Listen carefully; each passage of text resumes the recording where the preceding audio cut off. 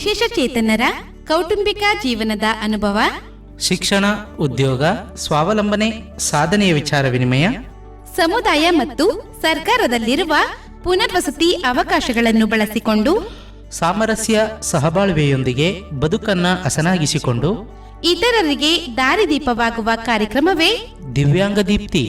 ತಪ್ಪದೇ ಕೇಳಿ ನಿಮ್ಮ ನೆಚ್ಚಿನ ಜನಧ್ವನಿ ಸಮುದಾಯ ಬಾನುಲಿಯಲ್ಲಿ.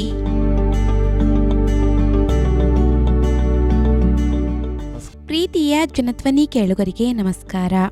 ನಾನು ನಿಮ್ಮ ಬಾನುಲಿ ಗೆಳತಿ ನೀಲಾವತಿ ಸರಗೂರು. ಕೇಳುಗರೆ, ದಿವ್ಯಾಂಗ ದೀಪ್ತಿ ಕಾರ್ಯಕ್ರಮಕ್ಕೆ ಆತ್ಮೀಯವಾದ ಸ್ವಾಗತ. ಇವತ್ತಿನ ದಿವ್ಯಾಂಗ ದೀಪ್ತಿ ಕಾರ್ಯಕ್ರಮದಲ್ಲಿ ಅಂಗವೈಕಲ್ಯವು ಯಶಸ್ಸಿಗೆ ಅಡ್ಡಿಯಲ್ಲ, ಸಾಧನೆಗೆ ದಾರಿ ಎಂಬ ವಿಷಯದ ಕುರಿತು ನಮ್ಮ ಜೊತೆ ಮಾತನಾಡಲಿದ್ದಾರೆ ಬೆನ್ನುಹುರಿ ಅಪಘಾತಕ್ಕೆ ಒಳಗಾಗಿ ಯಶಸ್ಸಿನ ಆದಿಯತ್ತ ನಡೆಯುತ್ತಿರುವ ಎಚ್.ಡಿ. ಕೋಟೆ ತಾಲೂಕಿನ ನಾಗನಹಳ್ಳಿ ಗ್ರಾಮದ ಶ್ರೀಯುತ ರಾಯಪ್ಪರವರು. ಅವರನ್ನ ಕಾರ್ಯಕ್ರಮಕ್ಕೆ ಸ್ವಾಗತಿಸುವ ಮುನ್ನ ಬೆನ್ನುಹುರಿ ಅಪಘಾತದ ಕುರಿತು ಒಂದಿಷ್ಟು ವಿಚಾರಗಳನ್ನ ತಿಳಿಯೋಣ. ಹೆಚ್ಚಾಗಿ ಬೆನ್ನುಹುರಿ ಅಪಘಾತಕ್ಕೆ ಒಳಗಾದವರು ದೇಹದ ಕೆಲವು ಭಾಗಗಳಲ್ಲಿ ಸಂವೇದನೆಯನ್ನು ಕಳೆದುಕೊಳ್ಳುತ್ತಾರೆ. ಕೆಲವು ಮಧ್ಯಸ್ಥ ಪ್ರಕರಣಗಳಲ್ಲಿ ಅಪಘಾತಕ್ಕೊಳಗಾದವರು ಕೈ ಅಥವಾ ಕಾಲಿನ ಚಟುವಟಿಕೆಯನ್ನು ಕಳೆದುಕೊಳ್ಳುತ್ತಾರೆ. ಭೀಕರವಾಗಿ ಬೆನ್ನುಹುರಿ ಅಪಘಾತಕ್ಕೊಳಗಾದವರು ದೇಹದ ಕೆಳಭಾಗದ ಸಂಪೂರ್ಣ ಹಿಡಿತವನ್ನು ಕಳೆದುಕೊಳ್ಳಬಹುದು ಅಥವಾ ದೇಹದ ಮೇಲ್ಭಾಗದ ಚಲನಾಶೀಲತೆಯನ್ನು ಕಳೆದುಕೊಳ್ಳಬಹುದು. ಬೆನ್ನುಹುರಿ ಮಾನವ ದೇಹದ ಪ್ರಮುಖ ಭಾಗಗಳಲ್ಲಿ ಒಂದಾಗಿದೆ.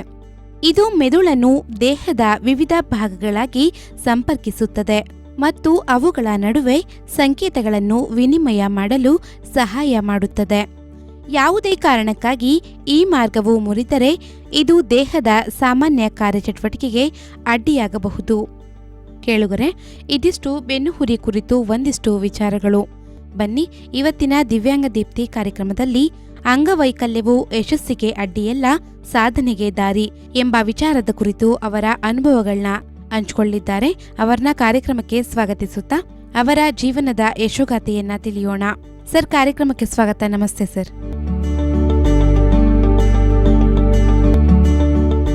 ನಮಸ್ಕಾರಗಳು. ನಾವೊಂದು ಪುಟ್ಟ ಗ್ರಾಮ ಅಂದರೆ ನಾಗನಹಳ್ಳಿಯಲ್ಲಿ ನಾನು ಜನಿಸಿದ್ದಂಥದ್ದು. ಎಚ್.ಡಿ. ಕೋಟೆ ತಾಲೂಕು, ನಾಗನಹಳ್ಳಿ ಗ್ರಾಮ. ನಮ್ಮ ತಾಯಿಗೆ ನಾವು 10 ಜನ ಮಕ್ಕಳು, ಅದರಲ್ಲಿ ನಾನು 9ನೆಯ ಮಗನಾಗಿದ್ದೆ. ವಿದ್ಯಾಭ್ಯಾಸ ಅಂತೂ ಏನು ವಿಶೇಷವಾಗಿ ಅಷ್ಟೇನಿಲ್ಲ. ನಾವು 3ನೇ ತರಗತಿ 3 ಸರಿ ಫೈಲ್ ಆಗಿದೆ. ಆ ಸಂದರ್ಭದಲ್ಲಿ ನಿಮ್ಗೆ ಗೊತ್ತು, ಆವಾಗ 1ನೇ ಕ್ಲಾಸ್ 2ನೇ ಕ್ಲಾಸ್ ಇವೆಲ್ಲ ಓದುವಾಗ ಫೈಲ್ ಮಾಡ್ತಾಯಿದ್ರು. 3 ಸರಿ ಫೈಲ್ ಆಗಿದೆ. ಅದು ಸಂತೋಷನೇ. ಯಾಕೆಂದರೆ ನನ್ನ ಜೀವನದಲ್ಲಿ ನಾನು ನಡ್ಕೊಂಡು ಬರುವಾಗ ಏನು ನನಗೆ ವಿದ್ಯಾಭ್ಯಾಸ ಓದಿದ್ರು ಕೂಡ ನನ್ನ ತಲೆಗೆ ಹೋಗ್ತಾ ಇಲ್ಲ. ಈಗ ಕೂಡ ಓದ್ತೀನಿ, ಅದು ಮತ್ತೆ ಮುಚ್ಚಿದರೆ ಅದು ಮತ್ತೆ ನೆನಪಿಗೆ ಬರಲ್ಲ.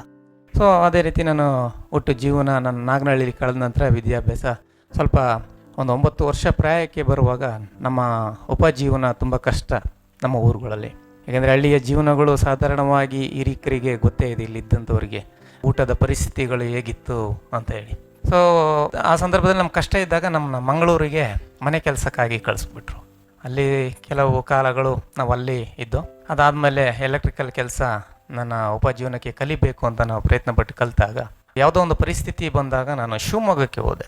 ಶಿವಮೊಗ್ಗಕ್ಕೆ ಹೋದಾಗ ನನ್ನ ಪ್ರಾಯದ ಹುಡುಗ, ಆ ಸಂದರ್ಭ ನನ್ನ ಮನೆಯವರು ಅಂದರೆ ನಮ್ಮ ಕವಿತನ ನೋಡಿ ನಾನು ಅಲ್ಲಿ ಪ್ರೀತಿಸಿ, ಅದಾದ ನಂತರ 4 ವರ್ಷ ಪ್ರೀತಿ ಮಾಡಿದ ನಂತರ ನಮ್ಮ ಮನೆಯವರಿಗೆಲ್ಲ ಹೇಳಿ, ಯಾಕೆಂದರೆ ಅವರು ಹಿಂದೂ, ನಾವು ಕ್ರಿಶ್ಚಿಯನ್ ಆಗಿರೋದ್ರಿಂದ ಸ್ವಲ್ಪ ನಮ್ಮಲ್ಲಿ ಹೊಂದಾಣಿಕೆ ಇರಲಿಲ್ಲ. ನಮ್ಮ ಮನೇಲಿ ಒಪ್ಪಿದ್ರೆ ಅವ್ರ ಮನೇಲಿ ಒಪ್ಪಿರಲಿಲ್ಲ. ಸೊ ಆದ ಪರಿಸ್ಥಿತಿಗಳಲ್ಲಿ ನಾವು ಹೇಗೋ ಮದುವೆ ಆಗಿ ಮತ್ತೆ ಶಿವಮೊಗ್ಗಕ್ಕೆ ಹೋಗಿ ನಾನು ಎಲೆಕ್ಟ್ರಿಕಲ್ ಕೆಲಸ ಮಾಡ್ತಾ ಕಾಂಟ್ರಾಕ್ಟ್ ಮಾಡ್ತಾಯಿದ್ದೆ. ಎಲೆಕ್ಟ್ರಿಕಲ್ ಪ್ಲಂಬಿಂಗ್ ಕೆಲಸ ಮಾಡ್ತಾ ನಾನು ಕಾಂಟ್ರಾಕ್ಟ್ ಮಾಡ್ತಾಯಿದ್ದೆ. ಕಾಂಟ್ರಾಕ್ಟ್ ಮಾಡಿ ನಮ್ಮ ಮನೆಯವ್ರಿಗೆ 7 ತಿಂಗಳು ಬಸರಿ ಆದಾಗ ನಾನು ಏನು ಯೋಚನೆ ಮಾಡಿದೆ, ಇಲ್ಲಿ ನಾವು ಇರೋದು ಬಹಳ ಕಷ್ಟವಾಗುತ್ತೆ ಶಿವಮೊಗ್ಗದಲ್ಲಿ. ನಾನು ನಮ್ಮ ಊರಿಗೆ ಹೋದರೆ ಒಳ್ಳೇದಾಗುತ್ತೆ, ಅಲ್ಲೇ ಎಲ್ಲ ಅಪ್ಪ ಅಮ್ಮ ಮತ್ತು ನಮ್ಮ ಸಂಬಂಧಿಕರೆಲ್ಲ ಇದ್ದಾರೆ, ಅಲ್ಲಿ ಹೋದರೆ ಒಳ್ಳೇದಾಗುತ್ತೆ ಅಂತ ಯೋಚನೆ ಮಾಡಿ ನಾನು ಈ ನೀರಿನ ಟ್ಯಾಂಕ್ ಮತ್ತು ಸ್ವಲ್ಪ ಪೈಪ್ ಸಾಮಾನು ಮತ್ತು ಡೆಲಿವರಿ ಆದ ನಂತರ ನೀರಿನದೆಲ್ಲ ಸೌಕರ್ಯಗಳು ಚೆನ್ನಾಗಿರಬೇಕಲ್ಲ ಎಂಬ ಉದ್ದೇಶದಿಂದ ನಾನು ಮಾಡಿದೆ. ತಗೊಂಡು ನಾವು ಊರಿಗೆ ನಾನು ಪ್ರಯಾಣ ಬೆಳೆಸಿದೆ. ಹೋಗಿ ಎಲ್ಲವನ್ನು ಮನೇಲಿಟ್ಟೆ. ಬೆಳಿಗ್ಗೆ ನಾನು ಪ್ರಯಾಣ ಮುಂದುವರಿಸ್ಬೇಕು ಶಿವಮೊಗ್ಗಕ್ಕೆ. ನಮ್ಮ ಸ್ನೇಹಿತರೆಲ್ಲ ಬಂದಿದ್ರು ಅವಾಗ ಒಂದು 3 ಜನ.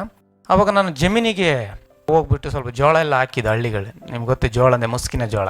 ಅದನ್ನೆಲ್ಲ ನೋಡ್ಕೊಂಡು ಬರೋಣ ಅಂತ ನಾನು ಜಮೀನಿಗೆ ಹೋದೆ. ಜಮೀನಿಗೆ ಹೋದಾಗ ನೀರು ದಾಹ ಆಯಿತು, ನೀರು ಕುಡಿಬೇಕು. ನೀರು ಕುಡಿಬೇಕಾದ ಸಂದರ್ಭದಲ್ಲಿ ಗಾಡಿಯಲ್ಲಿ ನಾವು ನೀರು ತೊಗೊಂಡೋಗಿರಲಿಲ್ಲ. ಸರಿ, ತೆಂಗಿನ ಮರ ಎಲ್ಲ ನಾನು ಮಂಗಳೂರಿನಲ್ಲಿದ್ದಾಗ ಸುಮಾರು ಒಂದು ದಿನಕ್ಕೆ 20 ಮರ 30 ಮರ ಎಲ್ಲ ಹತ್ತುತ್ತಾ ಇದ್ದು, ದೊಡ್ಡ ದೊಡ್ಡ ಮರಗಳು ಹತ್ತಾ ಇದೆ ಅವಾಗ. ಈ ಎಲೆಕ್ಟ್ರಿಕಲ್ ಕೆಲಸ ಮಾಡಬೇಕಿಲ್ಲ. ಅವತ್ತು ಒಂದು 12 ಅಡಿ ಮರ ತಾನೆ ನಾನು ಹತ್ತೇನೆ ಅಂದ್ಬಿಟ್ಟು ಹೋಗಿ ಎಳ್ನೀರು ಕೀಳ್ಬೇಕಂತ ಹತ್ತಿದೆ. ಎಳ್ನೀರು ಕೀಳ್ಬೇಕಂದ್ರೆ ಒಂದು ಗರಿ ಹಿಡ್ದೆ, ಅದು ಮುರಿತಾ ಇದೆ ಅಂತ ಅನ್ನುವಾಗ ಅದನ್ನು ಬಿಟ್ಟು ಇನ್ನೊಂದು ಇಡುವಾಗ ಈ ಬೆರಳಿಗೆ ತಾಗಿ ನಾನು ಕೆಳಗೆ ಬಿದ್ದುಬಿಟ್ಟೆ. ಕೆಳಗೆ ಬಿದ್ದಾಗ ಅಲ್ಲಿದ್ದವರು ಏನು ಮಾಡಿದ್ರು, ಸಡನ್ನಾಗಿ ಹಿಡ್ಕೊಳ್ಳೋಕ್ಕೆ ಬಂದರು. ಆ ಸಂದರ್ಭದಲ್ಲಿ ನಾನು ಮೊಣಕಾಲು ಊರ್ಕೊಂಡು ಹೋಗ್ತಾಯಿದ್ದೆ. ಆದರೆ ನಮ್ಮವರು ಏನು ಮಾಡಿದ್ರು, ಈ ಮೂಳೆ ಮುರಿದಿದ್ದನ್ನು ಅವ್ರು ಏನು ಮಾಡಿದ್ರು, ಅದ್ಮಿ ಹಿಡಿದಾಗ ಸ್ಪೈನಲ್ ಇಂಜರಿಗೆ ನರಕ್ಕೆ ಒತ್ತಡ ಬೀಳ್ತು. ನಮ್ಮನ್ನು ತಗೊಂಡು ಬಂದು ಅಡ್ಮಿಂಟ್ ಎಲ್ಲ ಮಾಡಿದರು. ಅಡ್ಮಿಂಟ್ ಎಲ್ಲ ಮಾಡಿದ ನಂತರ ಅನೇಕ ಸಮಸ್ಯೆಗಳು ಎದುರಾದವು. ಆದರೆ ನಾವು ಈ ವೈಜ್ಞಾನಿಕವಾಗಿ ಇವತ್ತಿಷ್ಟು ತಿಳುವಳಿಕೆ ಹೊಂದಿದ್ರು ಕೂಡ ನಾವೇನು ಮಾಡಿಬಿಡ್ತೇವೆ, ಆಗುವಂಥದ್ದಕ್ಕೆ ನಾವು ಹೋಗೋದೆ, ಆಗದಿರುವುದಕ್ಕೆ ನಾವು ಗಮನ ಕೊಟ್ಬಿಡ್ತೇವೆ. ನಾವು ಹಾಸ್ಪಿಟ್ಲಿಗೆ ಬಂದು ಹಾಸ್ಪಿಟ್ಲಲ್ಲಿ ಅವ್ರು ಹೇಳಿದ್ರು ಸ್ಪೈನಲ್ ಇಂಜರಿ ಆಗಿದೆ. ಸ್ಪೈನಲ್ ಇಂಜರಿ ಅಂದರೆ ನಮ್ಗೆ ಗೊತ್ತಿಲ್ಲ. ನಾವು ಮೂಳೆ ಒಂದು ಮುರಿದಿದೆ, ಮೂಳೆ ಸರಿ ಆಗ್ತದೆ ಅನ್ನೋ ಒಂದು ಆಲೋಚನೆ ಇದೆ. ಆವಾಗ ನಮ್ಮ ಅಣ್ಣವ್ರು ಬಂದು ಹೇಳಿದ್ರು, ಇಲ್ಲಿ ಬೇಡ, ನಾವು ನಾಟಿ ಔಷಧಿಗೆ ಹೋಗೋಣ, ನಾಟಿ ಔಷಧಿ ಚೆನ್ನಾಗಿ ಅಲ್ಲಿ ಗ್ಯಾರಂಟಿ ಕೊಡ್ತಾರೆ, ಒಂದು 3 ತಿಂಗಳಲ್ಲಿ ನೀನು ಎದ್ದು ನಡೀತಿ. ನನಗೆ ಗೊತ್ತಿಲ್ಲ. ಆ ಸಂದರ್ಭದಲ್ಲಿ ಆಯಿತು. ಯಾಕೆ ಅಂದರೆ ನಾವು ಬಿದ್ದಿದ ನಂತರ ಎದ್ದೇಳೋದನ್ನು ಮಾತ್ರ ನಾವು ಫಸ್ಟ್ ನೋಡ್ತೇವೆ. ಅದು ಯಾವ ಪರಿಸ್ಥಿತಿ ಇದೆ ಏನೋ ಗೊತ್ತಿಲ್ಲ, ಯಾರು ಹೇಳ್ತಾರೋ ಅದನ್ನು ನಾವು ಕೇಳ್ತಾರೆ. ಹಾಗಾಗಿ ನಾವು ಬ್ಯಾಡ್ರಳ್ಳಿಗೆ ಹೋದೋ. ಬ್ಯಾಡ್ರಳ್ಳಿಗೆ ಹೋಗಿ, ಬ್ಯಾಂಗ್ಳೂರು ಬ್ಯಾಡ್ರಳ್ಳಿ ನೀವು ಕೇಳಿರ್ಬೋದು, ಅಲ್ಲಿ ಆಯುರ್ವೇದಿಕ್ ಮಾಡ್ತಾರೆ. ನಮ್ಮನ್ನು ಏನು ಮಾಡಿಬಿಡೋರಂದರೆ, ಆ ಸಂದರ್ಭದಲ್ಲಿ ಡಾಕ್ಟ್ರ್ ಹೇಳಿದ್ರು, ಇದು ನರ ಏಟಾಗಿದೆ, ಇದು ಆಪ್ರೇಷನ್ ಮಾಡಿಸ್ಲೇಬೇಕು, 72 ಗಂಟೆಗಳಲ್ಲಿ ಆಪ್ರೇಷನ್ ಮಾಡಿದರೆ ಮಾತ್ರ ಇದು ಸಾಧಾರಣವಾಗಿ ಸರಿಯಾಗಿ ಒಂದು ಕೋಲು ಊರ್ಕೊಂಡಾದರೂ ಹೋಗ್ಬೋದು ಅಂತ ಹೇಳಿದ್ರು. ನಾವು ಅದು ಗಮನ ಕೊಡಲಿಲ್ಲ. ಅವನು ಹೇಳಿದ, ಒಂದು 3 ತಿಂಗಳಲ್ಲಿ ನಡೆಸ್ತೇನೆ, ಕೇವಲ ಎಷ್ಟು ಒಂದು ಟ್ರೀಟ್ಮೆಂಟ್ಗೆ 350 ರೂಪಾಯಿ. ನಮ್ಮ ಅಣ್ಣ ಹೇಳಿದ್ರು, 350 ರೂಪಾಯಿಗೆ ಇವ್ರು ಗ್ಯಾರಂಟಿ ಕೊಡ್ತಾ ಇದ್ದಾರಲ್ಲ, ಅಲ್ಲೇ ಹೋಗೋದು ಉತ್ತಮ ಅಂತ ಹೇಳಿದ್ರು. ನಮ್ಮನ್ನು ಹೋಗ್ಬಿಟ್ಟು ಮಲಗಿಸ್ಬಿಟ್ಟು ಈ ಹೆಬ್ಬೆರಳು ತಗೊಂಡು, ಈ ಜಾಯಿಂಟ್ ಇದೆ L1 L2, ಈ ಮಣಿ ಥರ ಬರ್ತದೆ ಇನ್ನು ಸೊಂಟಗಳಲ್ಲಿ, ಅಲ್ಲಿ ಕೈ ಇಟ್ಬಿಟ್ಟು ನಮ್ಮ ಕಾಲನ್ನ ಮೇಲೆತ್ತರು. ನಮಗೆ ಜೀವ ಹೋಗಿ ಬಂದಂಗೆ ಆಗ್ತಿತ್ತು. ಕೆಲವು ದಿನ ಕಳೀತಾ ಬೆಡ್ ಸೋರ್ ಆಗ್ಲಿಕ್ಕೆ ಪ್ರಾರಂಭಿಸ್ತು. ಬೆಡ್ ಸೋರ್ ಆಯಿತು, ಭಾಳಷ್ಟು ಗಾಯ. ಬೆಡ್ ಸೋರ್ ಅಂತ ನಮ್ಗೆ ಗೊತ್ತಿಲ್ಲ, ಏನೋ ಸಣ್ಣ, ನಾವು ಮಾಮೂಲಿ ಚೆನ್ನಾಗಿದ್ದಾಗ ನಾವು ಏನಿಸ್ಕೋತೀವಿ, ಒಂದು ಗುಳ್ಳೆನೋ ಒಂದು ಗಾಯ ಬಂದುಬಿಟ್ರೆ ಯಾವುದೋ ಒಂದು ಆಯಿಲ್ಮೆಂಟ್ ಹಾಕ್ಕೊಂಡು ನಾವು ಗುಣಪಡಿಸ್ಕೊಂಡು ಬಿಡ್ತೀವಿ. ಆ ಬೆಡ್ ಸೋರ್ ಅನ್ನೋದು ನಿಜವಾಗಿ ಸ್ಪೈನಲ್ ಇಂಜರಿ ಆದಂಥವ್ರಿಗೆ ಅಥವಾ ಬೆಡ್ಡಲ್ಲಿ ಇರೋದಂಥವ್ರಿಗೆ ಅದು ವೈರಿ ಅಂತ ಹೇಳ್ಬೋದು. ಖಂಡಿತವಾಗ ಅದು ದೊಡ್ಡ ವೈರಿನೇ ನಮಗೆ ಸ್ಪೈನಲ್ ಇಂಜರಿ ಅವರಿಗೆ. ಯಾಕೆಂದರೆ ಆ ಬೆಡ್ ಸೋರ್ ಒಂದು ಸರಿ ಆಯಿತು ಅಂತ ಹೇಳಿದ್ರೆ ಅದು ಗುಣವಾಗೋಕ್ಕೆ ಕೇಳಲ್ಲ. ಯಾಕೆಂದರೆ ನಮಗೆ ಸ್ಪರ್ಶ ಜ್ಞಾನ ಇರೋದಿಲ್ಲ, ನಾವು ಒಂದೇ ಕಡೆ ಮಲಗಿರ್ತೀವಿ. ಆ ಸಂದರ್ಭದಲ್ಲಿ ನಮ್ಮ ದೇಹ ಕೊಳಿತಾ ಹೋಗ್ತಾ ಇರ್ತದೆ, ಅದು ಒತ್ತಡಗಳು ಜಾಸ್ತಿ ಬಿದ್ದಾಗ. ಗಾಯ ಆದಾಗ ಅವ್ರು ಹೇಳಿದ್ರು, ನೀನು ಪಾನ್ಸ್ ಪೌಡ್ರ್ ಹಾಕ್ಬೇಕಪ್ಪ, ಪಾನ್ಸ್ ಪೌಡ್ರು ಆ ಗಾಯ ಆದ ಜಾಗದಲ್ಲಿ ಇಷ್ಟು ಅಗಲಾಗಿ ಹೋಗ್ತು, ಪಾನ್ಸ್ ಪೌಡ್ರು ಹಾಕಬೇಕು ಅಂದರು. ಕೆಲವು ದಿನಗಳು ಹಂಗೆ ಮಾಡೋದು. ಆಮೇಲೆ ಕೆಲವು ದಿನ ಬರ್ತಾನೆ, ಗಾಯ ವಾಸಿ ಆಗ್ದಿರ ನೀವು ತರಂಗಿಲ್ಲ ಇವನಿಗೆ ಅಂತ ಹೇಳಿದರು. ತರಂಗಿಲ್ಲ ತಂದರೆ ಏನಾಗುತ್ತೆ, ನಾವು ಅದನ್ನು ಮಾಡೋಕ್ಕಾಗಲ್ಲ ಅಂತ ಹೇಳ್ಬಿಟ್ಟು ಕಾಯಿನ್ಗಳನ್ನು ಹಾಕಿ ಪಟ್ಟೆ ಹಾಕ್ತಿದ್ರಲ್ಲ, ಅದನ್ನು ಕಿತ್ತರೆ ಹಂಗೆ ಜೀವ ಹೋದಂಗಾಗತ್ತು. ಈ ತೂತ್ ಪಟ್ಟಿಗಳು ಇರ್ತದೆ ಬ್ಯಾಂಡೇಜ್ ಮೇಲೆ, ಅಂಥದ್ದು ಹಾಕೋರು. ಕೆಲವು ದಿನ ಆಯಿತು ಪ್ರಿಯರೇ, ಕೆಲವು ತಿಂಗಳ ನಂತರ ಹೋದಾಗ ಅವ ಹೇಳಿದ, ಸುಮ್ಮನೆ ಇವನ್ನ ಇಟ್ಕೊಂಡು ಏನು ಮಾಡ್ತೀರಾ, ಸುಮ್ಮನೆ ಯಾವುದಾದ್ರೂ ಒಂದು ಏನು ಈ ಮೆಡಿಕಲ್ ಇದಕ್ಕೆ ಕೊಟ್ಬಿಡಿ, ಸುಮ್ಮನೆ ಒಂದು 10 ಲಕ್ಷನೋ ಎಷ್ಟಾಗಿ ಕೊಡ್ತಾರೆ, ತಗೊಂಡ್ಬಿಟ್ಟು ಸಾಲಾಗಿಲ್ಲ ತೀರಿಸ್ಕೊಂಡ್ಬಿಡಿ ಅಂದರು. ನಮಗೆ ಅಳುವ ಪರಿಸ್ಥಿತಿ. ಯಾಕೆಂದರೆ ನಮ್ಮ ಮನೆಯವ್ರು ಬೇರೆ ಗರ್ಭಿಣಿ, ನಾವು ಪ್ರೀತಿಸಿ ಮದುವೆ ಆಗಿರೋದ್ರಿಂದ ಮಧ್ಯಮದಲ್ಲಿದ್ದೇವೆ. ಈ ಕಡೆ ಉಗ್ಗಂಗೂ ಇಲ್ಲ, ಈ ಕಡೆ ನುಂಗಂಗೂ ಇಲ್ಲ ಪರಿಸ್ಥಿತಿಗಳು. ಆಗ ಆ ಥರ ಕೇಳಿ ಭಾಳ ಬೇಜಾರಾಯಿತು. ಮನೆಗೆ ಬಂದು ಎಲ್ಲರೂ ಕೈ ಬಿಟ್ಟರು. ನಮ್ಮ ಸ್ನೇಹಿತರೊಬ್ಬರು ಇದ್ದಾರೆ, ನನ್ನ ಹೆಸರೇ ರಾಯಪ್ಪ ಅಂತ ಅವ್ರ ಹೆಸರು. ಅವರು ಒಂದಿನ ಸರ್ಗೂರಿನಲ್ಲಿ ಗೌರ್ಮೆಂಟ್ ಹಾಸ್ಪಿಟ್ಲು ಓಪನ್ ಪೇಪರ್ನಲ್ಲಿ ಹಾಕಿದರು, ಓಪನ್ ಇದೆ, ಅದು ವಿಶೇಷವಾಗಿ ಮೈಸೂರಿನಿಂದ ನರತಜ್ಞರು ಬರ್ತಾ ಇದ್ದಾರೆ ಅಲ್ಲಿಗೆ ಅಂತೇಳಿ. ಈ ರಾಯಪ್ಪಣ್ಣ ಅನ್ನೋರು ನಮಗೆ ಬಂದು ಹೇಳಿದ್ರು, ನೀವು ಯಾಕೆ ಅಲ್ಲಿ ತೋರಿಸ್ಬಾರ್ದು ಅಂತೇಳಿ. ಅಲ್ಲಿ ಕೂಡ ನಾವು ಆಟೋ ಮಾಡ್ಕೊಂಡೆಲ್ಲ ಹೋದಾಗ ಅವರು ಕೂಡ ಹಂಗೆ ಅಂದರು, ಸ್ಪೈನಲ್ ಇಂಜರಿ ಇಷ್ಟೇ ಜೀವನಪ್ಪ, ನಾನು ನಡೆಯೋಕ್ಕೆಲ್ಲ ನಿಮ್ಮ ಕೈಲಿ ಆಗೋಲ್ಲ ಅಂತ ಹೇಳಿದ್ರು. ಅವಾಗ ಕೂಡ ನಾವು ಹತ್ಕೊಂಡು, ಡೆಲಿವರಿ ಆಗಿದೆ, ಮಗು ಇದೆ, ನಾವಿದ್ದೇವೆ, ಹತ್ಕೊಂಡು ನಮ್ಮ ಜೀವನ ಇಷ್ಟೇ ಮುಗಿದೋಯ್ತು, ಏನು ಮಾಡೋದೋ ಗೊತ್ತಿಲ್ಲ, ದಾರಿ ಕಾಣ್ತಾ ಇಲ್ಲ. ಯಾಕೆಂದರೆ ನಾವು ಮಧ್ಯಂತರದಲ್ಲಿ ನಾವು ಬಿದ್ದಾಗ, ಈಗ ಪ್ರಾರಂಭದಿಂದಲೇ ಹುಟ್ಟಿದಿಂದ ಅಂಗವಿಕಲತೆ ಇದ್ದರೆ ನಾವು ದಿನನಿತ್ಯದ ಜೀವಿತಗಳು ಹೆಂಗಂತ ಕಲ್ತ್ಕೊಂಡು ಬಂದ್ಬಿಡ್ತೀವಿ. ಈಗ ಚೆನ್ನಾಗಿದ್ದವರು ಮಧ್ಯದಲ್ಲಿ ಬಿದ್ದಾಗ ಏನಾಗ್ಬಿಡ್ತದೆ ಅಂದರೆ ದಾರಿ ಕಾಣಲ್ಲ. ಯಾಕೆಂದರೆ ನಮಗೆ ನಡೆದಾಡಿ ಕೆಲಸ ಮಾಡೋದು ಗೊತ್ತಿರ್ತೇವೆ ವಿನಃ ಕೂತ್ಕೊಂಡು ಕೆಲಸ ಮಾಡೋದು ಗೊತ್ತಿರಲ್ಲ. ಆ ಪರಿಸ್ಥಿತಿ ಆಗ್ಬಿಟ್ಟಿದೆ ಈಗ. ಅವ್ರು ಹೇಳಿದ್ರು, ಇಲ್ಲೇ ವಿವೇಕಾನಂದ ಹಾಸ್ಪಿಟ್ಲ್ ಇದೆ, ಸೀತಾರಾಮ್ ಡಾಕ್ಟ್ರ್ ಇದ್ದಾರೆ, ಅವ್ರ ಹತ್ರ ಯಾಕೆ ನೀವು ತೋರಿಸ್ಬಾರ್ದು ಒಂದ್ಸರಿ, ಅವ್ರು ಶುಕ್ರವಾರ ಬರ್ತಾರೆ, ಎಲ್ಲವನ್ನೂ ನೋಡಿದ್ವಿ, ಒಂದ್ಸರಿ ಹೋಗೋಣ ಅಂದರು. ಇಮಿಡಿಯೇಟ್ಲಿ ಹೋದಾಗ ಅಲ್ಲಿ ನಮಗೆ ಸೀತಾರಾಮ್ ಡಾಕ್ಟ್ರು ಸಿಕ್ಕಿದ್ರು. ಅವರು ಇಮಿಡಿಯೇಟ್ಲಿ ಅಡ್ಮಿಟ್ ಮಾಡ್ಕೊಳ್ಬೇಕು ಅಂದರು. ಯಾಕೆ ಇದನ್ನೆಲ್ಲ ನಿಮಗೆ ಹಿಂಗೆ ಉದ್ದಕ್ಕೆ ನಾನು ಹೇಳ್ಕೊಂಡು ಹೋಗ್ತಾ ಇದ್ದೇನೆ, ನಾವು ಇವತ್ತು ಯಶಸ್ವಿದು ನಾವು ಹೇಳ್ಬಿಡ್ಬೋದು, ಸಂತೋಷ ಪಡ್ತೀರಾ ಯಶಸ್ವಿ, ಆದರೆ ಯಶಸ್ವಿನ ಹಿಂದೆ ಏನೆಲ್ಲ ಕಷ್ಟ ಇದೆ ಅನ್ನೋದಕ್ಕೋಸ್ಕರ ನಾನು ಇದನ್ನು ಹೇಳ್ತಾ ಇದ್ದೀನಿ ಈಗ. ಸೊ ಅಡ್ಮಿಟ್ ಮಾಡಿದಾಗ ಅವ್ರು ಹೇಳಿದ್ರು ಒಬ್ಬ ಟ್ರೀಟ್ಮೆಂಟಿಗೆ ಆಯುರ್ವೇದಿಕ್ ಮಾಡಬೇಕಂದ್ರು ಆಯುರ್ವೇದಿಕಲ್ಲೂ ಪ್ರಯತ್ನ ಪಟ್ಟರು. ಅವ್ರು ಹೇಳಿದ ಒಂದೇ ಮಾತು, ಇನ್ನು ಪ್ರಯಪ ನನ್ನ ಜೀವನದಲ್ಲಿ ನಾನು ನಿನಗೊಂದು ಮಾತು ಹೇಳ್ತಾ ಇದ್ದೇನೆ, ನೀನು ನಡೆಯೋದಕ್ಕೆ ಆಗುತ್ತೋ ಇಲ್ವೋ ಗೊತ್ತಿಲ್ಲ, ಆದರೆ ಇರುವುದರಲ್ಲಿ ನೀ ಜೀವನ ನಡೆಸೋದು ನೀನು ಕಲಿಬೇಕು, ಅದನ್ನು ನನ್ನೊಂದು ಆಸೆ ಕಣಪ್ಪ ಅಂದರು. ನನಗೆ ಅರ್ಥ ಆಗಲಿಲ್ಲ. ನಾನು ಬಂದು ಹೋಗಿರೋದು ನನ್ನ ಕಾಲು ಸರಿ ಆಗಬೇಕು, ಬಲ ಬರಬೇಕು, ನಾನು ನಡೆದಾಡಬೇಕು. ಇವ್ರು ಈ ಥರ ಹೇಳ್ತಿದ್ದಾರಲ್ಲ. ಸೊ ನೀನು ಪೆನ್ಷನ್ ಏನಾದರೂ ಬರ್ತಾ ಇದೆಯಾ? ಇಲ್ಲ. ಇಮಿಡಿಯೇಟ್ಲಿ ನಮ್ಮ ರಮೇಶ್ ಅವ್ರನ್ನ ಅವತ್ತೇ ಪರಿಚಯ, ಅವ್ರನ್ನ ಸೀತಾರಾಮ್ ಡಾಕ್ಟರ್ ಕರೆಸಿ, ನೋಡಪ್ಪ ಇವ್ರಿಗೇನು ಗುರುತಿನ ಚೀಟಿ ಏನೂ ಇಲ್ಲ, ಇದನ್ನೆಲ್ಲ ನೀನು ಮಾಡಿಸ್ಕೊಡ್ಬೇಕು, ಇವರಿಗೆ ಅಗತ್ಯವಾಗಿ ವೀಲ್ ಚೇರು ಮತ್ತು ಇವೆಲ್ಲ ಬೇಕಾಗಿದೆ ಅಂದಾಗ ಆವಾಗ ಅವರ ಪರಿಚಯ ಆಯಿತು.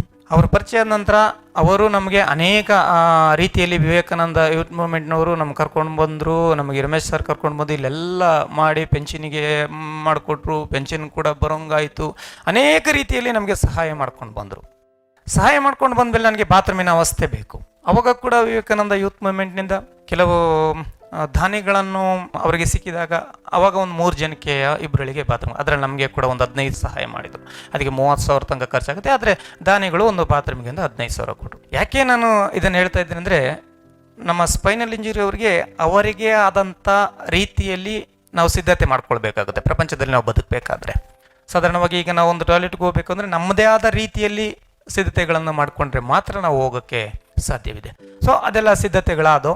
ಅದಾದಮೇಲೆ ಇವರು ಹೇಳಿದ್ರು, ನೀನು ಸಂಘ ಯಾಕೆ ನಡೆಸಬಾರ್ದು, ಸಂಘ ಕೂಡ ನಡೆಸೋದಕ್ಕೆ ಒಂದು ಆಲೋಚನೆಯನ್ನು ಕೊಟ್ಟರು. ಸಂಘ ಕೂಡ ನಡೆಸುವಾಗ ಈಗ ಸಾಧಾರಣವಾಗಿ ನಮ್ಮ ಊರಿನಲ್ಲಿ ನಾವೊಂದು 10 ಜನರಿದ್ದೇವೆ. ಸಾಧಾರಣ ₹1,00,000 ಮೇಲೆ ಸಾಲ ಹೂಡಿಕೆಯಾಗಿದೆ. ಈ ಹೂಡಿಕೆ ಆದ ಮೇಲೆ ಇದನ್ನು ನಾವು ಸಾಲ ಕೂಡ ನಾವು ತಗೊಳ್ತಾ ಇರಲಿಲ್ಲ. ಸಾಲ ಕೂಡ ನಾವು ಬೇಡ, ನಾವು ಬ್ಯಾಂಕಿಗೆ ಇವತ್ತು ಕೂಡ ನಮಗೆ ಬ್ಯಾಂಕ್ ಇದೆ, ಸಾಲ ಬೇಡ, ನಮಗೆ ಸಾಕು ಅನ್ನೋದು. ಯಾಕೆ ನಾವು ಹೇಳ್ತಾ ಇದ್ದೀವಿ ಅಂತ ಹೇಳಿದ್ರೆ, ನಾವು ಚೆನ್ನಾಗಿದ್ದೇನೆ, ನನ್ನ ಕಾಲಿಗೆ ಮಾತ್ರ ನಾನು ಡ್ಯಾಮೇಜ್ ಆಗಿದೆ, ಅಂದರೆ ಸ್ಪೈನಲ್ ಇಂಜುರಿ, ಇನ್ನೆಲ್ಲವೂ ಚೆನ್ನಾಗಿದೆ ಅಲ್ವಾ. ಇವತ್ತು ನಾವು ಅದನ್ನು ನೆನೆಸೋಲ್ಲ. ನನ್ನ ಕಾಲು ಹೋಯ್ತಾ, ಕಾಲನ್ನು ಮಾತ್ರ ಬರೋಂಗೆ ನಾವು ಪ್ರಯತ್ನ ಮಾಡ್ತೀವಿ. ನಿಜವಾಗಿ ನಾವು ಒಂದು ರೀತಿ ಆಲೋಚನೆ ಮಾಡುವಾಗ ಕಾಲು ಹೋಗಿದೆ, ಈ ಕೈ ಚೆನ್ನಾಗಿದೆ, ಕಣ್ಣು ಚೆನ್ನಾಗಿದೆ, ಏನು ನಮ್ಮ ಎಲ್ಲ ಜ್ಞಾನಶಕ್ತಿಗಳು ಚೆನ್ನಾಗಿದೆ, ಓಡಾಡೋದೊಂದು ಬಿಟ್ಟರೆ ಎಲ್ಲವನ್ನು ನಾವು ಮಾಡ್ಬೋದು. ವಿಶೇಷವಾಗಿ ಇವತ್ತು ಬಂದರೆ ನಮ್ಮ ಜೊತೆ ಯಾರು ಬೇಕಾದ್ರೆ ಬನ್ನಿ, ನೀವು 500-600 ಕಿಲೋಮೀಟರ್ ಒಬ್ಬ ಸಾಧಾರಣ ಮನುಷ್ಯ ಓಡಿಸೋಂಗೆ ನಾನು ಕೂಡ ಗಾಡಿ ಓಡಿಸ್ತೇನೆ. ಯಾಕಾಗಲ್ಲ ಅಂದರೆ, ನಾನು ಇದನ್ನು ಏನು ಕೇಳ್ತಾ ಇದ್ರೆ, ನಾವು ಆದ ಪರಿಸ್ಥಿತಿಯನ್ನು ಮನೆ ಮಾಡ್ಕೊಂಡು ಬಿಟ್ರೆ ಅದರ ಒಳಗಡೆ ನಾವು ಇದ್ದು ಬಿಡ್ತೀವಿ, ಅದರಿಂದ ನಾವು ಮೇಲೆ ಬರೋಕ್ಕಾಗಲ್ಲ. ಅದನ್ನೇ ನಾವು ಮೆಟ್ಲು ಮಾಡ್ಕೊಂಡು ಬಿಟ್ರೆ ಏನು ಮಾಡ್ತೀವಿ, ಸ್ಟೆಪ್ ಬೈ ಸ್ಟೆಪ್ ಹೋಗ್ತಾ ಇರ್ತೀವಿ. ಇದು ನಮ್ಮ ಜೀವನ. ಹಾಗೆ ಇವರು ಸಂಘದ ಇದನ್ನೆಲ್ಲ ಮಾಡಿಕೊಟ್ಮೇಲೆ ಸಂಘದ ಕೂಡ ಹೂಡಿಕೆ ಕೂಡ ಜಾಸ್ತಿ ಆಯಿತು, ಹಣ ಕೂಡ ಜಾಸ್ತಿ ಆಗ್ತಾ ಬಂತು. ಆದಮೇಲೆ ಏನು ಮಾಡೋದು, ಕ್ಯಾಂಡ್ಲು ಮಾಡಬೇಕು. ಕ್ಯಾಂಡ್ಲು ಮಾಡೋಕ್ಕೆ ಕೂಡ ಉಪಜೀವನಕ್ಕೆ ಏನಾದರೂ ಒಂದು ದಾರಿ ಹುಡುಕ್ಬೇಕು. ಈಗ ಪೆನ್ಷನ್ ಬಂದರೆ ₹1,400, ಪರಿಸ್ಥಿತಿ ಕಷ್ಟ. ₹1,400 ನಮ್ಮ ಮನೆಯವರು ನಿಜವಾಗಿ ನಾನು ಸಂತೋಷ ಪಡ್ತೇನೆ ಹೇಳ್ಕೊಳ್ಳಿಕ್ಕೆ. ಯಾಕೆಂದರೆ ಆ ₹1,400 ಬಂದರೆ ನಮ್ಮಮ್ಮ, ನಮ್ಮಪ್ಪ, ನಾನು, ನಮ್ಮ ಮಗ, ನಮ್ಮ ಮನೆಯವರು ₹800 ಜೀವನ ನಡೆಸ್ತಾ ಇದ್ದೋ. ₹800 ಇನ್ನೂ ₹400 ಉಳಿಸೋರು ಅವರು. ಹೇಗೆ ತೋಟಗಳಿಗೆ ಹೋಗಿ, ಗೊತ್ತು ಸಾಧಾರಣವಾಗಿ ಹಳ್ಳಿಗಳಲ್ಲಿ ಹೋದರೆ ಒಂದು ಸೊಪ್ಪು ತರಕಾರಿಗಳು ಫ್ರೀಯಾಗಿ ಸಿಗ್ತದೆ, ಕಿತ್ಕೊಂಡು ಬಂದು ಒಂದು ಉಪ್ಪು ಹೆಸರು ಯಾವುದೋ ಒಂದು ಜೀವನ ಮಾಡ್ಕೊಂಡ್ಬಿಡವು. ಯಾರಾದರೂ ಒಂದು ಸಾಂಬಾರು ಕೊಟ್ಟರೆ ಅದನ್ನೇ ಬಿಸಿ ಮಾಡ್ಕೊಂಡು ಇನ್ನೊಂದು ಜೀವನ ಮಾಡೋವು. ಅಂದರೆ ನಾನು ಏನಕ್ಕೆ ಹೇಳ್ತಾ ಇದ್ದೀನಿ ಅಂದರೆ, ನಮ್ಮ ಪರಿಸ್ಥಿತಿ ಆದ ತಕ್ಷಣ ನಾವು ಕುಗ್ಗಿ ಹೋಗಬಾರ್ದು. ಎಲ್ಲರೂ ನಾವು ನೆನೆಸ್ಕೊಳ್ಳೋದು ಕುಗ್ಗಿ ಹೋಗ್ತೀವಿ. ಅವತ್ತು ವಿವೇಕಾನಂದವರು ನಮಗೆ ಸಿಕ್ಕದೆ ಅವ್ರು ನನ್ನನ್ನು ಬೆನ್ನೆಲುಬಾಗಿ ಹಿಂದ್ಗಡೆ, ನೋಡಪ್ಪ ಹಿಂಗೆ ಕುಗ್ಗೋಗ್ಬಾರ್ದು, ನಡೀತಾ ಇರು, ಕೆಲಸ ಮಾಡು, ಇದನ್ನು ಮಾಡು, ಉಪಜೀವನಕ್ಕೆ ಯಾವ್ದು ಮಾಡಿ, ಇದೆಲ್ಲ ಕಲಿಸ್ಕೊಟ್ಟವ್ರೆ ಅವರು ನಮಗೆ. ಮೊದಲನೇ ಸ್ಟೆಪ್ ವಿವೇಕಾನಂದವ್ರು ಅಂತಂದರೆ ನನಗೆ ತಪ್ಪಾಗಲ್ಲ. ಅವತ್ತು ಹೇಳಿದ್ರು, ಸುಮ್ಮನೆ ಕೂತ್ಕೊಳ್ಳೋದಕ್ಕೆಪ್ಪ ಒಂದು ಕ್ಯಾಂಡ್ಲು ಮಾಡು ಅಂತ ಹೇಳಿದ್ರು. ಕ್ಯಾಂಡ್ಲು ಮಾಡಬೇಕು, ಅದು ಅಚ್ಚೆಲ್ಲ ತಂದು ಕೊಟ್ಟಿದ್ದಾರೆ, ನನ್ನ ಹತ್ರ ಕ್ಯಾಂಡ್ಲು ಮಾಡೋಕ್ಕೆ ಹಣ ಇಲ್ಲ, ಅಷ್ಟು ಪರಿಸ್ಥಿತಿ. ಯಾಕೆಂದರೆ ವಾರಕ್ಕೆ ₹5,000 ದುಡ್ಡು ಬೇಕು ಮೆಡಿಷನ್ಗೆ. ಸ್ಪೈನಲ್ ಇಂಜುರಿ ಆದಾಗ ಇದು ಯಾವುದಕ್ಕೆ, ನನಗೆ ಗಾಯ ಆಗಿರೋದ್ರಿಂದ ಏನೇ ಒಂದು ಟ್ರೀಟ್ಮೆಂಟ್ ಮಾಡಿ, ಏನೇ ಮೆಡಿಷನ್ ಹಾಕಿ ಗುಣ ಆಗಲ್ಲ.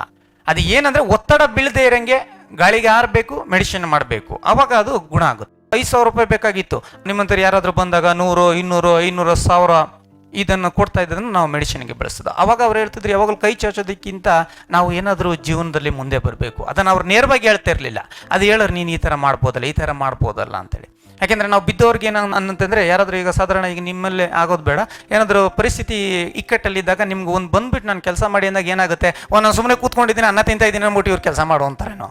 ಯಾಕೆಂದರೆ ಸ್ಪೈನಲ್ ಇಂಜರಿ ಅವ್ರಿಗೆ ಅಥವಾ ಮಧ್ಯಂತರದಲ್ಲಿ ಏನಾದರೂ ದೇಹದ ಒಂದು ಬಲಹೀನತೆ ಬಂದರೆ, ನೀವು ಅವನಿಗೆ ಒಳ್ಳೇದು ಹೇಳಿದರೂ ಕೂಡ ಅವನಿಗೆ ಅದು ವಿಷವಾಗಿ ಕಂಡು ಬರ್ತದೆ, ಮುಳ್ಳಾಗಿ.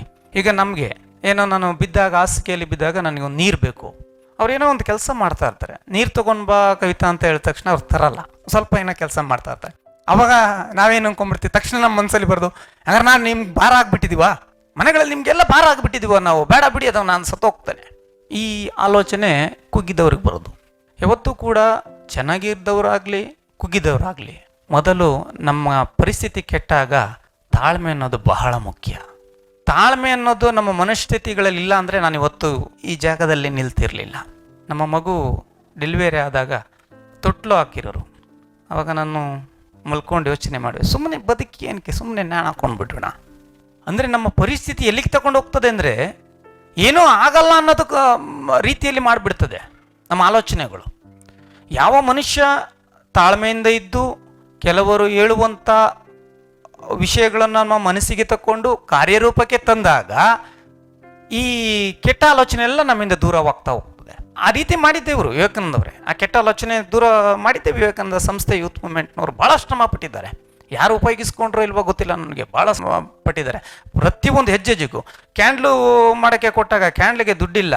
ಅವಾಗ ಕೇಳಿದಾಗ ರಮೇಶ್ ಸರ್ ಕ್ಯಾಂಡ್ಲ್ ತಂದು ಕೊಟ್ಟರೆ ಮಾಡ್ತೀರಾ ಅಂದರು. ಸರಿ ಸರ್ ಮಾಡ್ತೀನಿ. ಪೂರ್ಣಿಮಾ ಅಕ್ಕ ಅಂತ ಇದ್ರು, ಅವ್ರ ಜೊತೆ ಇವರು ಕಳಿಸಿ ಇಲ್ಲೆಲ್ಲ ಮೈಸೂರಿಗೆ ಬಂದು ಕ್ಯಾಂಡ್ಲ್ ತಂದು ಕೊಟ್ಟರು. ಅದರಲ್ಲಿ ಬರೋದು ಕಾಸಿನಲ್ಲಿ ಆಮೇಲೆ ಟೈಲರ್ ಮಿಷಿನ್ ತೊಗೊಂಡು, ಹೊಲಿಗೆ ಮಿಷಿನ್ ತೊಗೊಂಡು, ಒಲೆಗೆ ಮೋಟ್ರು, ಎಲೆಕ್ಟ್ರಿಕಲ್ ಮೋಟ್ರ್ ಬರುತ್ತೆ, ಅದನ್ನು ಫಿಕ್ಸ್ ಮಾಡ್ಕೊಂಡು ಬಟ್ಟೆ ಹೊಲಿಯಕ್ಕೆ ಸ್ಟಾರ್ಟ್ ಮಾಡಿದ್ದೆ. ಕ್ಯಾಂಡಲ್ಲಿ ಸ್ವಲ್ಪ ಸಂಪಾದನೆ ಬರ್ತಾಯಿತ್ತು. ಆಮೇಲೆ ಇದ್ರಲ್ಲಿ ಮಾಡಿದೆ. ಆಮೇಲೆ ಎಲೆಕ್ಟ್ರಿಕಲ್ ಫಸ್ಟ್ ಕೇಳುವಾಗ ಒಂದು ಸ್ವಲ್ಪ ಮಿಕ್ಸಿ ರಿಪೇರಿ ಕೆಲಸ ಕೂಡ ಗೊತ್ತಿತ್ತು, ಅದು ಕೂಡ ಇದರಲ್ಲಿ ಜೊತೆ ಮಾಡ್ತಾಯಿದ್ದೆ. ನಾನು ಕರೆನ್ಸಿ ಹಾಕ್ಲಿಕ್ಕೆ ಪ್ರಾರಂಭಿಸಿದೆ. ನಮ್ಮ ಅಂಗಡಿ ಇಲ್ಲ, ಏನಿಲ್ಲ, ಮನೆ, ಆದರೆ ನನಗೆ ತಿಂಗಳಿಗೆ ಒಂದು 60,000 ರೂಪಾಯಿ ಕರೆನ್ಸಿ ಸೇಲ್ ಆಗ್ತಾಯಿತ್ತು. ನಿಜವಾಗಿ ಇದನ್ನು ನಾನು ಯಾವುದನ್ನು ಕೂಡ ನಿಮ್ಮನ್ನು ಮೆಚ್ಚಿಸ್ಕೋಸ್ಕರ ನಾನು ಯಾವುದು ಸುಳ್ಳು, ಆದರೆ ನನ್ನ ಜೀವಿತದಲ್ಲಿ ನಡೆದಿರೋದನ್ನು ನಾನು ನಿಮಗೆ ಮುಂದೆ ನಾನು ಹೇಳ್ತಾ ಇದ್ದೇನೆ. 60,000 ರೂಪಾಯಿ ಆಗ್ತಾಯಿದ್ದು. ಅದಾದಮೇಲೆ ನಮ್ಮ ಮನೆಯವರು ಹೇಳಿದ್ರು, ನಾವು ಇದೇ ರೀತಿ ಇದ್ದರೆ ಆಗಲ್ಲ, ನನಗೆ ಕೆಲವೊಂದು ಆಡು ಸಾಕಾಣಿಕೆ, ಆಡು ಕುರಿ ನಿಮಗೆಲ್ಲ ಗೊತ್ತೇ ಇದೆ, ಆಡನ್ನು ನಾನು ತಂದು ಕೊಡಿ ಅಂತ ಹೇಳಿದ್ರು. ನಾನು ಯೋಚನೆ ಮಾಡಿದ್ದೆ, ಆಡು ಅನುಭವ ಬೇಕು, ಆಡು ಸಾಕಾಣಿಕೆ. ಸೊ ಈಕೆ ಹೇಳಿದ್ರು, ನಮ್ಮ ತಂದೆ ಮನೆಯಲ್ಲಿ ಭಾಳಷ್ಟು ಆಡೆಲ್ಲ ಇರೋದ್ರಿಂದ ನಾವು ಸಾಕಣೆ ಮಾಡಿ ನನಗೆ ಗೊತ್ತು ಅಂತ ಹೇಳಿದ್ರು. ಆವಾಗ 1-2 ಹಿಂಗೆ ತಗೊಂಡು ಬಂದು ನಮ್ಮ ಅಣ್ಣವರು ಫಾರಿನಲ್ಲಿದ್ದರು.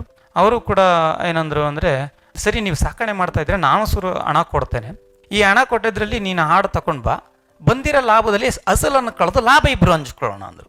ನೋಡಿ, ಜೀವನದಲ್ಲಿ ಒಂದು ರೀತಿ ಏಟಾದಾಗ ಮತ್ತೆ ಹೇಳುವಾಗ ಎಷ್ಟು ಸಮಸ್ಯೆಗಳು ಬರುತ್ತೆ ಅನ್ನೋದಕ್ಕೆ ನಾನು ಹೇಳ್ತಾ ಇರೋದು. ನಾವು ಸರಿ ಈ ಪರಿಸ್ಥಿತಿಗಳಲ್ಲೇ ಅವಾಗ ನನಗೆ ಈ ಡ್ರೈವಿಂಗ್ ಎಲ್ಲ ನನಗೆ ಗೊತ್ತಿಲ್ಲ.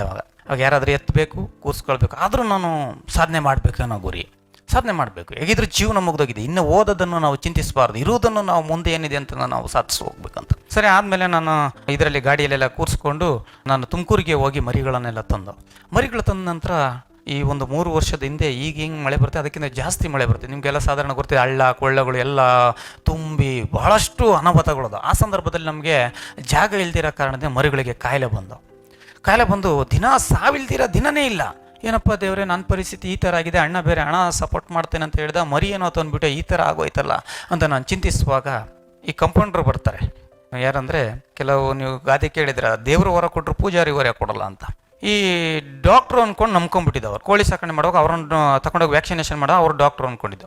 ಅವ್ರು ಬರೋರು, ಇಂಜೆಕ್ಷನ್ ಮಾಡೋರು, ಮತ್ತು ಅವರು ಒಂದು 5 ಕಿಲೋಮೀಟರ್ ದೂರ HD ಕೋಟೆಗೆ ಹೋಗೋಷ್ಟರಲ್ಲಿ ಮರಿಗಳು ಡೆತ್ ಆಗ್ಬಿಡೋದು. ಕೇಳಿದ್ರೆ ನೀನೇನಾದರೂ ಸರ್ಟಿಫಿಕೇಟ್ ತಂದಿದ್ಯಪ್ಪ ಅನ್ನೋರು. ಅವ್ರು ನಾನು ಇಲ್ದಿದ್ದಾಗ ನಮ್ಮ ಅಮ್ಮನ ಹತ್ರ ಬಂದೇಳಿ, ಏನಪ್ಪ ನಿಮ್ಮ ಮಗನಿಗೆ ಭಾಳ ದುರಾಸೆ.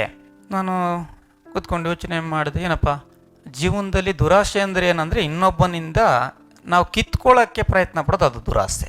ಅಥವಾ ನಿಮ್ಮ ಹತ್ರ ಒಂದು ಮೊಬೈಲ್ ಇದೆ, ನನ್ನ ಹತ್ರ ಒಂದು ಇದೆ, ಆದರೆ ನಿಮ್ಮಲ್ಲಿ ಬೆಲೆ ಬಾಳುವಂಥದ್ದನ್ನು ನಾನು ಕಿತ್ಕೊಳ್ಳೋಕ್ಕೆ ಅಥವಾ ನಿಮ್ಮದು ಏನಾದರೂ ಜೀವಿತವನ್ನು ಕಿತ್ಕೊಳ್ಳೋಕೆ ನಾನು ಆಸೆ ಪಡೋದು, ಅದು ದುರಾಸೆ. ಆದರೆ ನಾನು ಬಿದ್ದೋಗಿದ್ದೇನೆ, ಒಂದು ಆಡು ಸಾಕಣೆ ಬರೋದ್ರಲ್ಲಿ ಒಂದು ಏನಾದರೂ ಉಪಜೀವನಕ್ಕೆ ನಡೆಸೋಕ್ಕೆ ಮಾಡೋಣ ಅಂತ ಹೇಳೋದು, ಇದು ಯಾವುದು ದುರಾಸೆ ಅಂತಾರೆ. ಸೊ ಅದು ಸುಮ್ಮನೆ ಅದೇ, ಏನೂ ಮಾತಾಡಲಿಲ್ಲ. ಒಂದಿನ ಇದೇ ರೀತಿ ಡಾಕ್ಟ್ರು ಕೂಡ Vivekananda youth movement radio channel ಇದೆ, ಆ ರೇಡಿಯೋ ಚಾನಲ್ಗೆ ಡಾಕ್ಟ್ರು ಬಂದಿದ್ದರು, ಯಾರು ಪಶುವೈದ್ಯರ ಹತ್ರ ನಾನು ಒಂದು ಪ್ರಶ್ನೆ ಕೇಳಿದೆ. ಸರ್, ನಂದು ಜೀವನ ಸ್ಪೈನಲ್ ಇಂಜುರಿ ಆಗಿದೆ, ನಾನೊಬ್ಬ ಅಂಗವಿಕಲನಾಗಿದ್ದೇನೆ, ಆದರೆ ನಾನು ಏನು ಮಾಡೋಕ್ಕಾಗಲ್ಲ, ಏನಾದರೂ ಮಾಡೋಣ ಅಂತ ಹೇಳ್ಬಿಟ್ಟು ನಾನು ಸ್ವಲ್ಪ ಆಡುಗಳನ್ನು ಸಾಕ್ತಾ ಇದ್ದೇನೆ. ಆಡು ನೋಡಿದರೆ ಈ ರೀತಿ ದಿನ ಸಾಯ್ತಾ ಇದೆ. ನಾವು ಯಾವಾಗ ವೈದ್ಯರನ್ನು ಕರೆಸ್ತೇವೆ ಅಂದರೆ ಯಾವುದಾದ್ರೂ ಪರಿಸ್ಥಿತಿ ಹೀನ ಸ್ಥಿತಿಗೆ ಹೋದಾಗ, ಅವು ಆರೋಗ್ಯದ ಸ್ಥಿತಿ ಇಲ್ಲದೇ ಇದ್ದಾಗ ನಾವು ವೈದ್ಯರನ್ನು ಕರೆಸ್ತೇವೆ. ಆ ವೈದ್ಯರ ಕೆಲಸ ಏನೋ ಅದನ್ನು ಬಂದು ಸರಿ ಮಾಡಬೇಕು. ಆ ಸರಿ ಮಾಡಲಿಲ್ಲ ಅಂತ ಹೇಳಿದಾಗ ನಾವು ಯಾರನ್ನು ನೋಡ್ಕೋಕ್ಕಾಗುತ್ತೆ? ನಿಮ್ಮವ್ರು ನೋಡಿದ್ರೆ ಈ ಥರ ದುರಾಸೆ ಅಂತ ಹೇಳ್ತಿದ್ರಲ್ಲ, ಏನು ಮಾಡೋದು ಅಂತ ಹೇಳಿದಾಗ ಅವ್ರು ಹೇಳಿದ್ರು, ಇಲ್ಲ ನಾನು ಕಂಪ್ಲೇಂಟ್ ಮಾಡ್ತೇನೆ ಅಂತ ಹೇಳಿದ್ರು. ಸಡನ್ನಾಗಿ ಬಂದರು, ಎಲ್ಲವನ್ನೂ ಆಯಿತು, ನೀವು ಲೆಟ್ರ್ ಕೊಡಿ ಅಂತ ಹೇಳಿದ್ರು. ಸತ್ತ ಮೇಲೆ ಏನು ಲೆಟ್ರ್ ಕೊಟ್ಟರು, ಅವ್ರ ಕೆಲಸ ಹೋದ್ರೆ ನಮ್ಗೇನು ಬರುತ್ತೆ? ಏನೂ ಬರೋಲ್ಲ. ನಾನು ಆವತ್ತು ದಿನ ತೀರ್ಮಾನ ಮಾಡಿದೆ ಪ್ರಿಯರೇ, ಏನು ಯೋಚನೆ ಮಾಡಿದೆ ಅಂದರೆ, ನಮ್ಮ ರೈತರುಗಳು ಪಾಪ ಜೀರಿಗೆ ಡಬ್ಬಿಲು, ಸಾಸಿವೆ ಡಬ್ಬಿಲು ದುಡ್ಡು ಇಟ್ಟಿರ್ತಾರೆ. ಆ ದುಡ್ಡನ್ನ ತಂದ್ಬಿಟ್ಟು 1 ಮರಿ 2 ಮರಿ ತರ್ತಾರೆ. ಏನಕ್ಕೆ ಅಂತ ಹೇಳಿದ್ರೆ, 1 ಮರಿ ಸಾಕಣೆ ಮಾಡಿದರೆ ಹಸು ಜೊತೆ ಏನಕ್ಕಾದ್ರೂ ನಮಗೆ ಮಾರಾಟ ಕಷ್ಟದಲ್ಲಿ ಮಾರಿದ್ರೆ ಜೀವನಕ್ಕೆ ಉಪಯೋಗ ಆಗುತ್ತೆ ಅಂತ ಹೇಳಿ ಯೋಚನೆ ಮಾಡಿದರೆ, ಆದರೆ ನನ್ನ ಜೀವ ಹೆಂಗಿದ್ರು ಇಷ್ಟು ಮುಗ್ದೋಗಿದ್ದೆ. ಇನ್ನು ಉಳಿದಿರೋಷ್ಟು ಜೀವನ ನನಗೆ ಇದಕ್ಕೆ ಏನಾದರೂ ಒಂದು ಮಾರ್ಗ ಇದ್ದೇ ಇರ್ತದೆ, ಅದನ್ನು ನಾನು ಹುಡುಕ್ಬೇಕು. ಅದು ನನ್ನ ಹೃದಯದಲ್ಲಿ ನಾಡ್ತಾ ಹೋತು. ನಾನು ಹುಡುಕ್ಬೇಕು, ಇದಕ್ಕೆ ಏನು ಮೆಡಿಷನು, ಏನಿದೆ, ಏನಂತ ನನಗೆ ಗೊತ್ತಾಗಬೇಕು ಅಂತೇಳಿ. ಅದೇ ರೀತಿ ನನ್ನ ಮನಸ್ಸಿನಲ್ಲಿ ನಾನು ದೃಢ ಮಾಡ್ಕೊಂಡು ಇದೇ ರೀತಿ ನಾನು ಹುಡುಕಕ್ಕೆ ಪ್ರಯತ್ನ ಪಡೋಕ್ಕೆ ಹೋದಾಗ ನನಗೆ ಆನೂರು ಶಿಡ್ಲಘಟ್ಟದಲ್ಲಿ ಈರಕೆಂಪಣ್ಣ ಅಂತ ಹೇಳಿದ್ರೆ ಕುರಿ ಸಾಕಣೆಯವರು ಸಿಕ್ಕಿದ್ರು ನನಗೆ. ಅವರು ಸಿಕ್ಕಿದ ನಂತರ ನನ್ನ ಜೀವನ ಇನ್ನೊಂದು ಸ್ವಲ್ಪ ಬದಲಾಗಕ್ಕೆ ಬಂತು.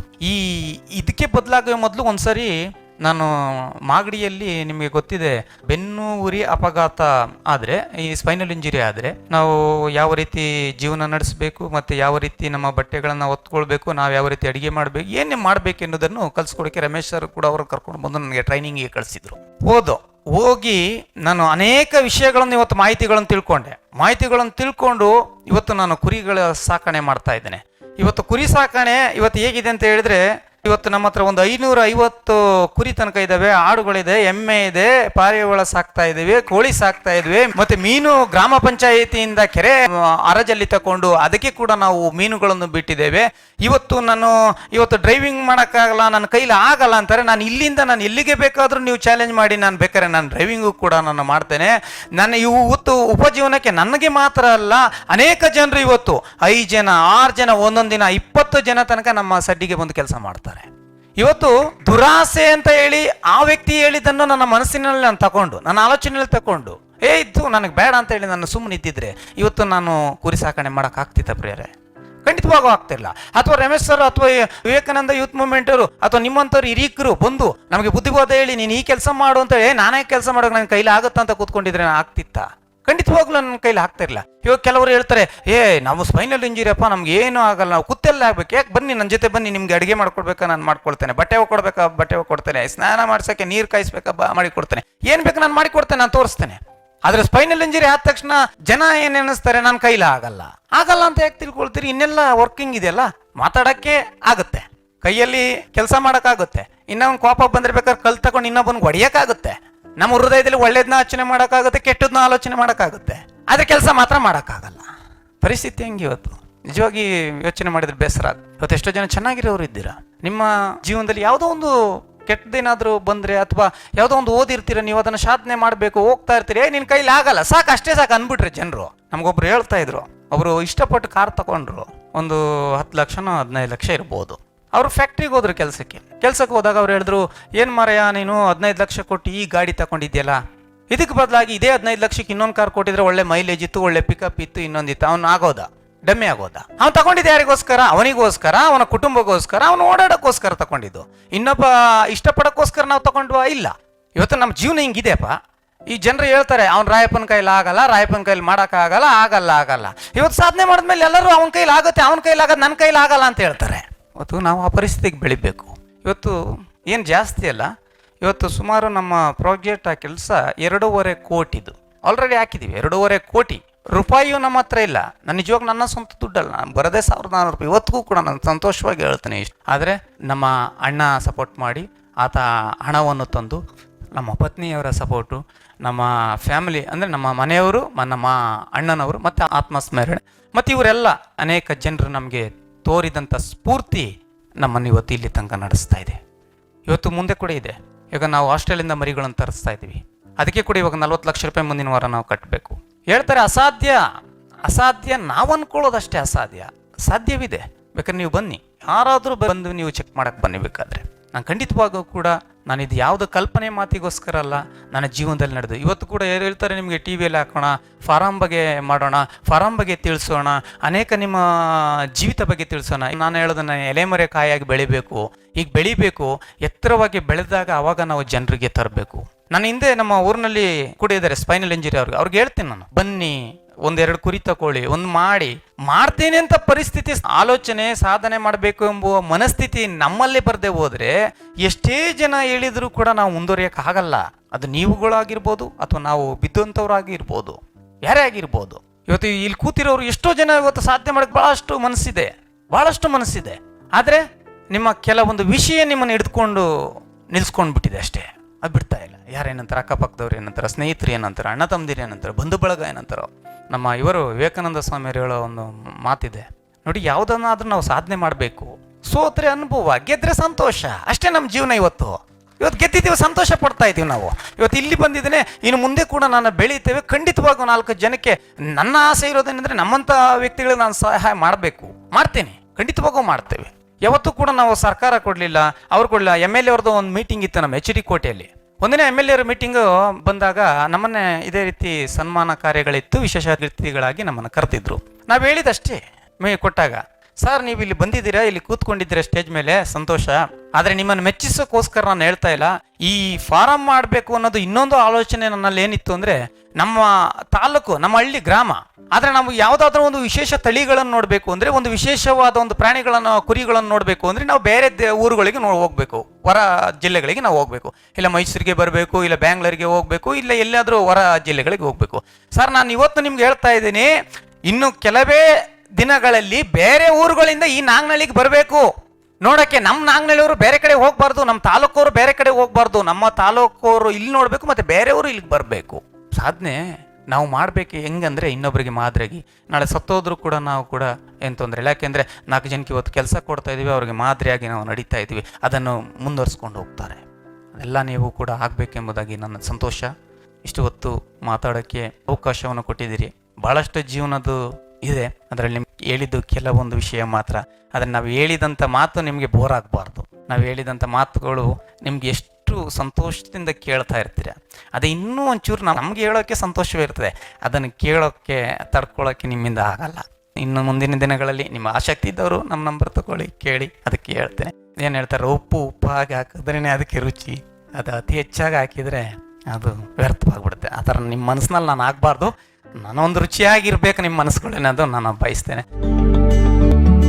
ಕೇಳುಗರೆ, ಇದುವರೆಗೂ ದಿವ್ಯಾಂಗ ದೀಪ್ತಿ ಕಾರ್ಯಕ್ರಮದಲ್ಲಿ ಬೆನ್ನುಹುರಿ ಅಪಘಾತಕ್ಕೆ ಒಳಗಾಗಿ ಅಂಗವೈಕಲ್ಯವು ಯಶಸ್ಸಿಗೆ ಅಡ್ಡಿಯಲ್ಲ, ಸಾಧನೆಗೆ ದಾರಿ ಎಂಬ ಒಂದು ಗುರಿಯನ್ನ ಇಟ್ಕೊಂಡು ಕೆಲಸವನ್ನ ನಿರ್ವಹಿಸುತ್ತಿರುವ HD ಕೋಟೆ ತಾಲೂಕಿನ ನಾಗನಹಳ್ಳಿ ಗ್ರಾಮದ ವಿಶೇಷಚೇತನರಾದ HD ಕೋಟೆ ತಾಲೂಕಿನ ನಾಗನಹಳ್ಳಿ ಗ್ರಾಮದ ಶ್ರೀಯುತ ರಾಯಪ್ಪರವರು ನಡೆಸಿಕೊಟ್ಟ ಕಾರ್ಯಕ್ರಮವನ್ನ ಕೇಳ್ತಾ ಇದ್ರಿ. ಇಲ್ಲಿಗೆ ಇವತ್ತಿನ ದಿವ್ಯಾಂಗ ದೀಪ್ತಿ ಕಾರ್ಯಕ್ರಮವನ್ನ ಮುಕ್ತಾಯ ಮಾಡೋಣ. ಮುಂದಿನ ಸಂಚಿಕೆಯಲ್ಲಿ ಮತ್ತೊಂದು ಕಾರ್ಯಕ್ರಮದಲ್ಲಿ ಭೇಟಿಯಾಗೋಣ. ಅಲ್ಲಿಯವರೆಗೂ ನಮಸ್ಕಾರ.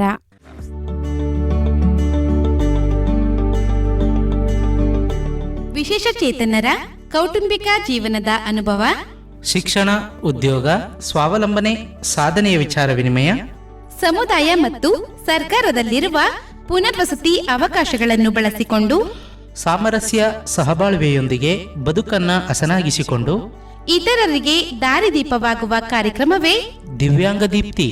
ತಪ್ಪದೆ ಕೇಳಿ ನಿಮ್ಮ ನೆಚ್ಚಿನ ಜನಧ್ವನಿ ಸಮುದಾಯ ಬಾನುಲಿಯಲ್ಲಿ.